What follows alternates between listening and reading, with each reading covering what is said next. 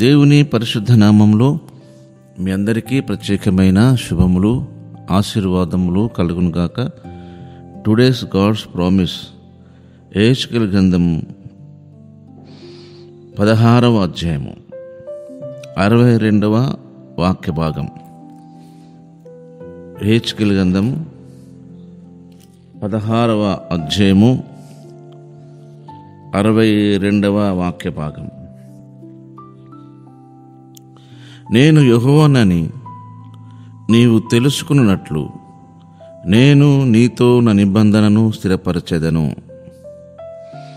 నేను భూమిని ఆకాశమును సర్వ సృష్టిని కలిగించిన వాడనని నీవు తెలుసుకునేలాగున నేను నీతో నా నిబంధనను స్థిరపరచెదను. ఆయన దేవుడై ఉండి సర్వలోకానికి ఆయనే రక్షకుడై ఉండి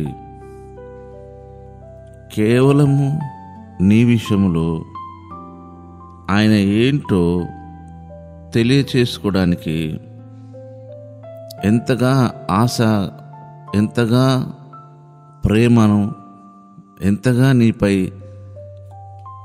కృపను చూపించుటకు ఇష్టపడుతున్నాడో ఈ వాక్య భాగం ద్వారా మనం అర్థం చేసుకోవాలి.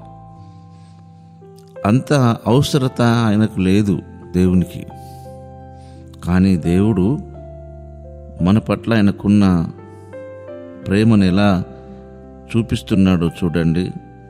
నేను యెహోవానని, అంటే నేను ఉన్నవాడను, అనువాడను, నేను నీ దేవుడను, సమస్తము చేయగలవాడనని అర్థం. నేను యెహోవానని నీవు తెలుసుకునేలాగున నేను నీతో నా నిబంధన స్థిరపరచుతాను. అవసరమా దేవునికి మనం తెలుసుకోవడం? మనమేంటి, మన స్థితిగతులు ఏంటి? ఏదో ఒక అవకాశం ఇచ్చేసి ఆ అవకాశాన్ని మనం ఉపయోగించుకుంటున్నామా లేదా అని తెలుసుకొని మనల్ని అవాయిడ్ చేయడానికి ఎంత అవకాశం ఉన్నది.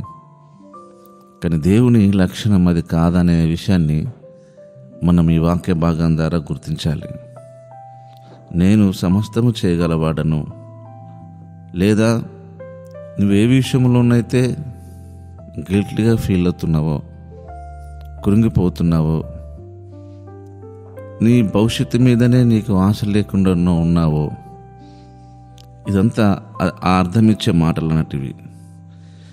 నేను నీతో నిబంధనను స్థిరపరుస్తా, నీవు నన్ను తెలుసుకుంటట్లు,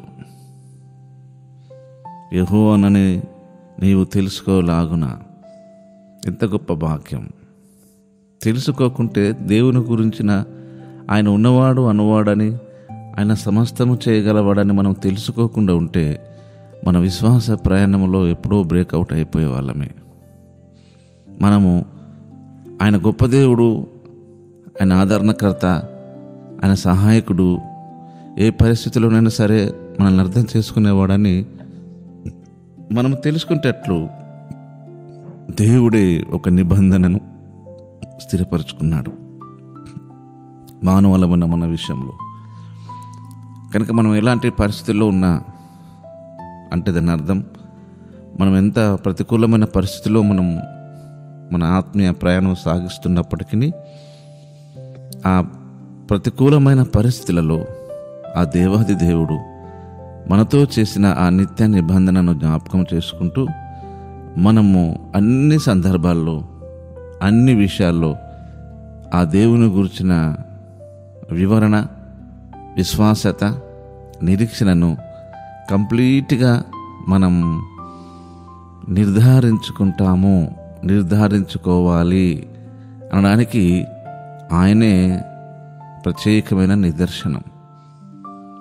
కనుక దేవుని వాగ్దానం నీ జీవితంలో నెరవేరుటకే ఆయన నిన్ను ఏర్పరచుకున్నాడు. నేను యెహోవానని నీవు తెలుసుకునేలాగున నేను నీతో నిబంధనను స్థిరపరచుతాను. కనుక దేవుడు నమ్మదగినవాడు, తాను చేసిన నిబంధనను నెరవేర్చటంలో ఏనాడు వినదీయని వాడు.